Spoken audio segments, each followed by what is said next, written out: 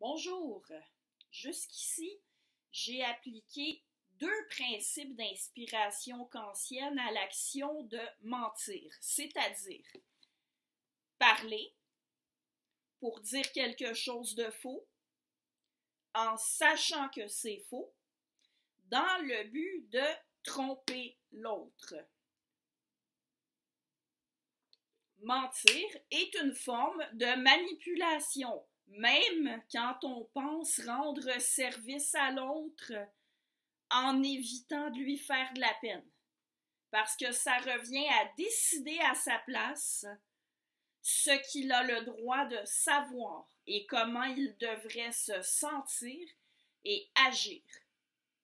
Mentir, c'est aussi déroger aux règles fondamentales d'un système de communication dont on veut pourtant qu'il soit maintenu.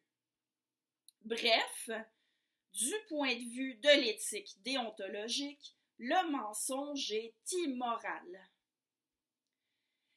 Il est largement admis et pas faux que dans une éthique conséquentialiste, par exemple dans l'utilitarisme, les principes admettent des exceptions. Dans une éthique déontologique, ils n'en admettent aucune, parce que la morale est une question de principe. Mais dans une éthique conséquentialiste, les conséquences ont priorité sur les principes. Et pourtant, même d'un point de vue conséquentialiste, les exceptions au principe de ne pas mentir sont beaucoup plus rares que la majorité des gens aiment le penser. Dans une capsule précédente, j'ai mentionné que quelqu'un qui ment complique sa propre vie parce qu'il doit ensuite s'assurer de se souvenir de ses mensonges, de ne rien dire qui soit incohérent avec ses mensonges, et même faire en sorte que les gens à qui il ment ne découvrent rien qui révélerait qu'il leur a menti. Mentir, c'est prendre tout un engagement, sans même pouvoir prévoir toutes les pirouettes, au sens figuré bien entendu, auxquelles on s'engage pour ne pas être pris en flagrant délit de mensonge. Alors vous voyez, c'est déjà un argument utilitariste important. Dire la vérité, s'abstenir de mentir, c'est se faciliter grandement la vie à soi. Les conséquences pour soi-même sont bonnes. Mais il y a les autres à prendre en compte aussi. Et j'ai déjà parlé un peu de l'impact que le mensonge peut avoir sur des relations. Vous pouvez avoir l'impression qu'un mensonge raconté à un proche est innocent, mais il y a toujours le risque que vos proches à qui vous mentez s'en rendent compte. Vous pouvez généralement parier qu'ils ne partageront pas votre avis, comme quoi le mensonge que vous leur avez raconté est innocent. Si on illustrait encore une fois avec un exemple, disons que vous étiez censé faire une sortie avec votre amie Florence. Vous avez hâte de passer un moment juste avec elle. Une autre amie, disons Juliette, apprend que vous avez une activité prévue avec Florence et elle voudrait se joindre à vous. Mais vous voulez être seul avec Florence.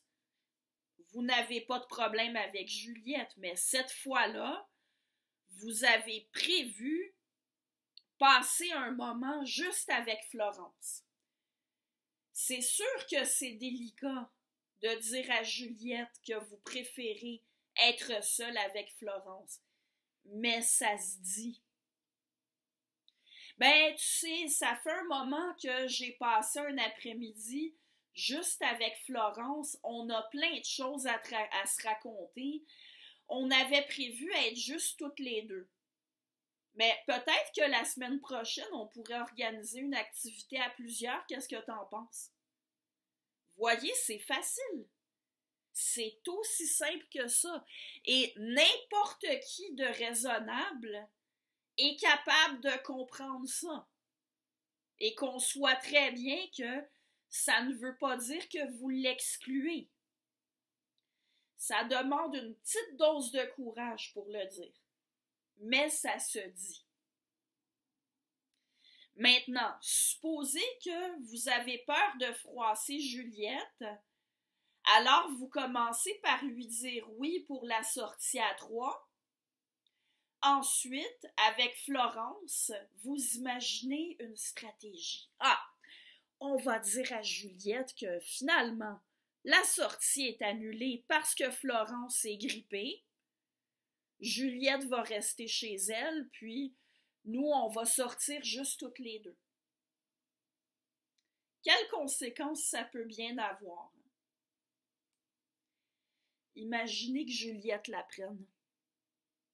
Il y a toutes sortes de manières dont elle pourrait apprendre la vérité. Si elle rencontre Florence dans les prochains jours et qu'elle voit bien qu'elle est en pleine forme, vous ne pensez pas qu'elle va se méfier?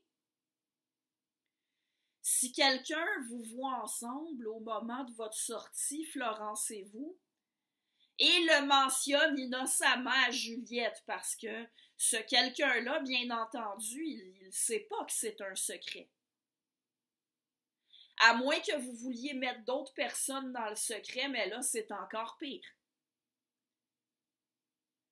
Imaginez l'impression que vous faites à ceux à qui vous admettez que vous êtes prête ou prêt à raconter des histoires pour annuler un engagement avec une amie.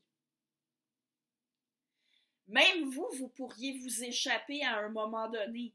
Parler à Juliette de quelque chose que Florence vous a dit, alors que vous étiez censés ne pas être ensemble parce qu'elle était malade. Alors imaginez que d'une façon ou d'une autre, Juliette se rende compte que vous lui avez menti. Si vous lui aviez simplement dit que vous vouliez passer un moment avec Florence, elle aurait sans doute compris que ce n'était rien contre elle. Là, par contre, ce qu'elle comprend, c'est que vous ne voulez pas de sa compagnie. Et aussi que vous ne la respectez pas assez pour être honnête avec elle. Ajoutez à ça la possibilité que d'autres apprennent que vous avez menti à une amie, même si vous n'avez engagé personne d'autre dans votre mensonge. Imaginez que ça se sache, parce que vous savez, les humains, ça parle. Vos autres amis risquent à ce moment-là, ils vont savoir que vous êtes le genre de personne qui donne des fausses raisons pour refuser des choses, pour annuler des engagements. Chaque fois que vous allez annuler un engagement avec eux, ou leur dire non pour quelque chose et leur donner une raison, ils vont se demander si c'est la vraie raison. Et parlons de la relation entre Florence et vous. Chacune de vous deux sait maintenant que l'autre est prête à inventer des histoires pour annuler un engagement avec une amie. Si Florence a pu le faire pour annuler un engagement avec Juliette, pourquoi est-ce qu'elle ne pourrait pas le faire pour annuler un engagement avec vous? Et Florence peut se dire la même chose à propos de vous.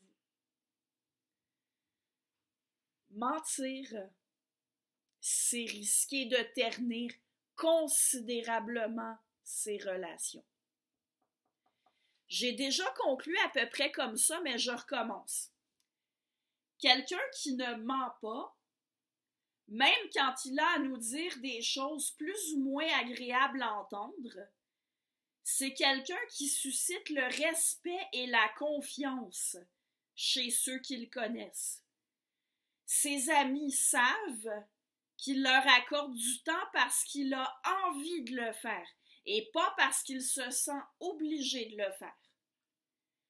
Les gens savent que ses compliments sont sincères et qu'ils peuvent donc les prendre pour eux. Si, en plus de prendre l'habitude de dire honnêtement ce que vous pensez, vous développez l'habileté de dire les choses avec tact et avec le souci du bien des autres, eh bien, vos critiques, alors, elles vont aussi être appréciées parce que non seulement elles seront honnêtes, mais en plus, elles seront constructives. Parce que j'insiste, hein? Je dis que mentir en croyant qu'on le fait pour le bien des autres est une mauvaise stratégie. Mais se soucier du bien des autres, c'est bien. Justement, dans la prochaine capsule, je vais continuer avec l'éthique conséquentialiste et montrer que si on veut vraiment le bien des gens, le meilleur service à leur rendre, c'est leur dire la vérité.